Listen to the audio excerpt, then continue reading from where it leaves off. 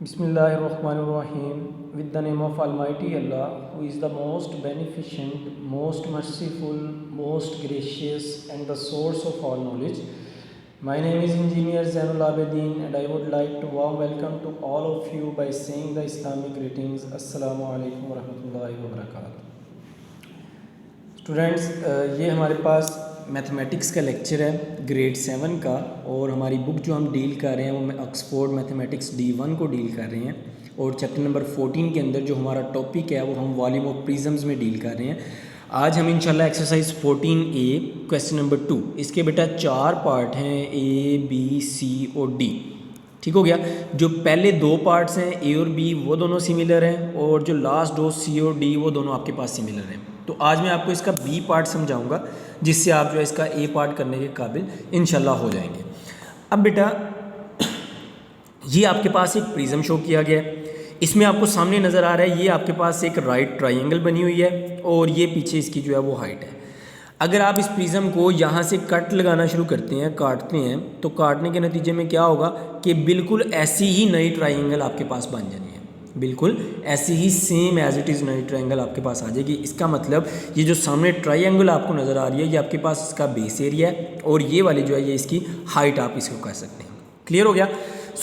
Book में उसने tabular form के अंदर डाटा आपको दिया है। यहाँ पे मैंने बी पार्ट का डाटा लिखा है कि आपके पास ये हाइट AB, ये वाली जो हाइट है ये आपके पास 9 सेंटीमीटर है। क्लियर। उसके बाद अगली चीज़ जो आपको CD हाइट दी गई है, CD ये वाली जो है ये आपके पास 11 सेंटीमीटर के इक्वल है। उसके बाद पूरी ट्राइंगल ये ABC पूरी ट्राइंगल का एरिया जो है वो 63 सेंटीमीटर स्क्वायर है। आपने मालूम ये करना है, आपने ये BC की लेंथ मालूम करनी है, और उसके बाद वॉल्यूम ऑफ प्रिज्म जो है उसको मालूम करना है। बेटा सबसे पहले जो है हमें जो है इस BC लेंथ को मालूम करना पड़ेगा, फिर उसके बाद हम वॉल्यूम की तरफ जो है वो जा सकते हैं। तो सबसे पहले एरिया ऑफ ट्राइंगल बेटा आपके पास 1/2 बेस इंटू हाइट के बराबर होता है। जब आप बेटा एरिया ऑफ ट्राइंगल कैलकुलेट कर रहे हैं तो आपने ये सारी की सारी चीज़ को आपने बिल्कुल भूल जाना है, आपने सिर्फ ट्राइंगल के ऊपर फोकस करना है। और ट्राइंगल की 3 साइड्स होती हैं। ये जो नीचे वाली साइड होती है इसे आप लोग कहते हैं ये आपके पास बेस होती है, और इस साइड को आप कहते हैं ये आपके पास हाइट होती है। अब बेटा आपके पास ट्राइंगल किसी भी किस्म की गिवन हो, चाहे वो राइट एंगल ट्राइंगल है, ठीक है, या फिर आपके पास आइसोसेलेस है, या फिर जो है वो आपके पास इक्विलेटरल ट्राइंगल है, कोई भी ट्राइंगल है उसके एरिया को फाइंड करने के लिए आप हमेशा यही फार्मूला इस्तेमाल करेंगे 1/2 बेस इंटू हाइट वाला। तो बेस की वैल्यू जो है वो आपके पास मालूम नहीं है, बेस जो कि आपके पास BC है, BC की वैल्यू आपने फाइंड करनी है। AB की वैल्यू जो है वो आपके पास 9 सेंटीमीटर गिवन है। उसके अलावा एरिया भी आपके पास गिवन है जो कि 63 सेंटीमीटर स्क्वायर के बराबर है। ईज़िली आप यहाँ से कैलकुलेशंस करके, वन मोर थिंग स्टूडेंट्स के इन क्वेश्चंस के अंदर कैलकुलेशंस काफ़ी टीडियस हैं, काफ़ी कॉम्प्लेक्स हैं, तो आप इनके अंदर कैलकुलेटर यूज़ कर सकते हैं। आपको अलाउ है कि आप इन क्वेश्चंस के अंदर कैलकुलेटर यूज़ कर सकते हैं।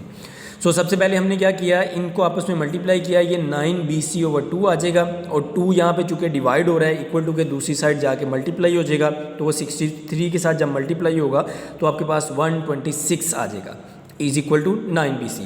अब 9 और BC ये दोनों आपस में मल्टीप्लाई हो रहे हैं, तो 9 दूसरी तरफ जाके डिवाइड हो जाएगा, तो ये 126/9 आ जाएगा। जब आप इसको यहाँ पे कैंसिल करेंगे, कैंसिल करने के बाद यहाँ आप कैलकुलेटर से डायरेक्ट डिवाइड भी करेंगे तो ये आपके पास 14 सेंटीमीटर के इक्वल आ जाएगा। तो इसका मतलब ये हमने जो है एरिया ऑफ ट्राइंगल यूज़ करते हुए अभी तक हमने जो है इसकी बेस को फाइंड कर लिया। ठीक हो गया। अब हमारे पास वॉल्यूम ऑफ प्रिज्म का जो फार्मूला होता है वो हमारे पास बेस एरिया इंटू हाइट के बराबर है। हमारे पास इस ट्राइंगल का एरिया भी आ गया, बेस एरिया जो कि हमारे पास है वो तो ऑलरेडी हमें क्वेश्चन के अंदर गिवन था, और इसकी हाइट जो है वो आपके पास ये वाली बनेगी। तो ये हाइट भी हमें ऑलरेडी उसने बताई हुई है कि आपके पास 11 सेंटीमीटर के इक्वल है। तो अगर आप इन दोनों चीज़ों को मल्टीप्लाई कर दें तो आपके पास वॉल्यूम ऑफ प्रिज्म आ जाता है। तो यहाँ पे बेटा नेक्स्ट हमने इसी तरह किया है कि वॉल्यूम ऑफ प्रिज्म जो है वो आपके पास बेस एरिया इंटू हाइट है। बेस एरिया ऑलरेडी 63 गिवन था, और हाइट जो है वो 11 थी, मल्टीप्लाई करने के बाद ये आपके पास 693 सेंटीमीटर क्यूब के बराबर आ जाता है। क्लियर स्टूडेंट्स, उम्मीद है कि आपको काफ़ी समझ आ गया प्रिज्म के प्रिज्म में किस तरीके से हम लोग बेस एरिया को देखते हैं, और बेस एरिया को किस तरह से कैलकुलेट करते हैं, और किस तरह से उसका वॉल्यूम फाइंड कर सकते हैं। फिर भी अगर आपको कोई कुछ भी समझ ना आए तो आप मुझसे कांटेक्ट कर सकते हैं, कमेंट सेक्शन में पूछ सकते हैं कि हमें इस चीज़ के अंदर प्रॉब्लम आ रही है, काइंडली हमें थोड़ा क्लैरिफाई कर दें।